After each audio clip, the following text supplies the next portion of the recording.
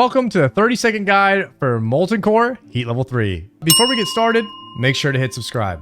Molten Core in Season of Discovery has 3 different heat levels. Level 1 requires 0 fire res, level 2, 96 is recommended, and at level 3, 226 is required. But before you start the raid, I highly recommend that you only factor in Mark of the Wild into your 226. That means every single player should bring 206 fire resist self-buffed. The reason for this is if your shaman or paladin in your group dies, everyone in your group will also die instantly. Also, you can outrange your shaman's fire totems and your paladin's aura.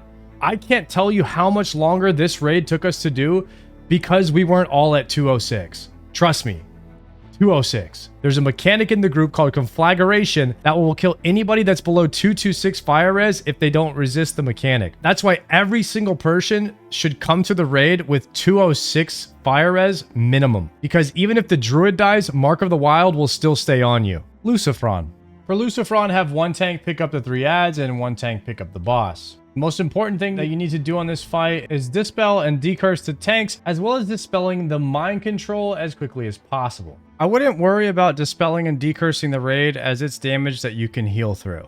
Focus all damage onto Lucifron and ignore the adds, and you should kill this boss. Magmadar. Magmadar is fairly simple. Have one tank grab the 2 dogs and tank them over to the side. He puts fire on the ground, mainly in melee. He'll fear everybody in the raid. Make sure you do tremor totems and fear wards on the key players, as well as he'll occasionally fire breath the raid, so you can kind of just spread out around him to minimize that damage. Gehennas. When you start the fight, have one tank pick up the adds and one tank pick up the boss. There'll be a rain of fire that falls from the sky, so make sure you dodge this. And a raid-wide curse that goes out. You'll need to dispel the tanks first, because this curse reduces the amount of healing that the tank can receive. And you also want to decurse people that get low on health. Focus the boss, ignore the adds, and you should kill this boss, no problem. Garr.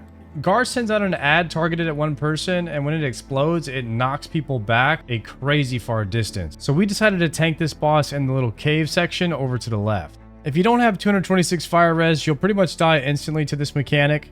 Positioning is important here because you want to have your back against the wall so you don't get flung all the way across the room. Banish and tank the adds over to the side, focus all DPS on Garr, and you should kill this boss, no problem. Baron Geddon. We had a Hunter Star by pulling Baron Geddon into Garr's room because it helps to have a massive room for this boss.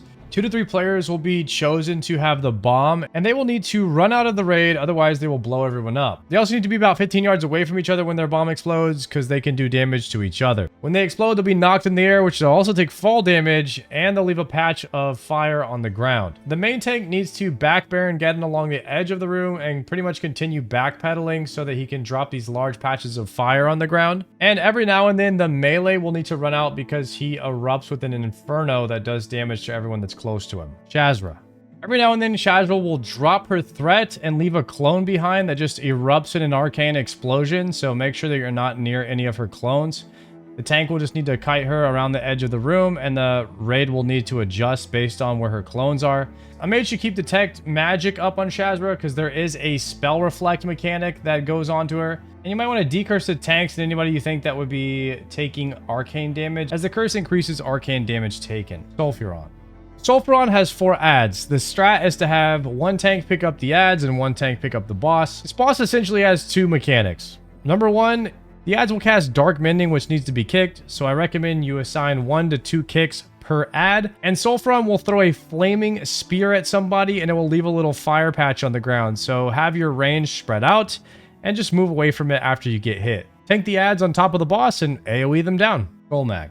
Golemagg is about as tank and spank as they come. Have the off tank pick up the adds and tank them over to the side. The main tank will get a stacking debuff that stacks up to like 10, but we just healed him through it. Oh, and then there's these boulders that fall from the sky, which we also just healed through. Majordomo. Majordomo's adds are now immune to CC, so one tank will pick up all 6 of the adds, while the other tank holds Domo south of the lava rock in the middle of the room. When he gets teleported, he'll just retaunt Majordomo and run him back south, and the other tank will pull all the adds towards the raid. Everyone will just AoE down all of the adds. Some of the adds will get Spell Reflect, some of them will get Thorns every now and then, so just be careful not to do too much damage to yourself. Ragnaros.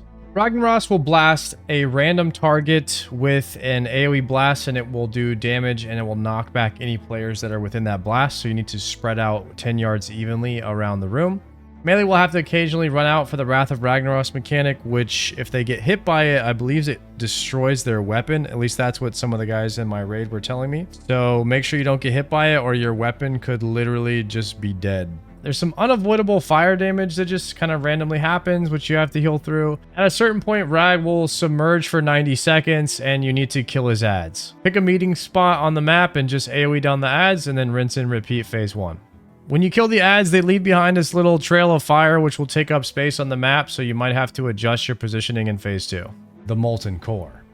The Molten Core is the final boss in Molten Core. There are 4 Hydraxian water boys that are spraying water into the core. You need to defend these by killing the ads that attack them. The strat that we used was to have the melee posted up by one of them and have the range posted up by another. Have the melee kill the ads whenever their Waterlord is being attacked, and have the ranged kill the ads whenever their Waterlord is being attacked. If the 2 Waterlords on the other side are being attacked, just let them die. Oh, and melee need to move away from these orb things on the ground. There's pretty much one mechanic in this fight. 2 random players will be chosen, and they need to go and touch each other to get rid of their debuff, otherwise they'll explode and kill everyone around them. When all the Waterlords die, the boss will get to maximum mana, and then it will explode about 30 seconds to a minute later. So just try to kill it before you all die. That's all for the Molten Core guide. If you like these quick, straight to the point guides, please hit subscribe, and I will see you in the next one.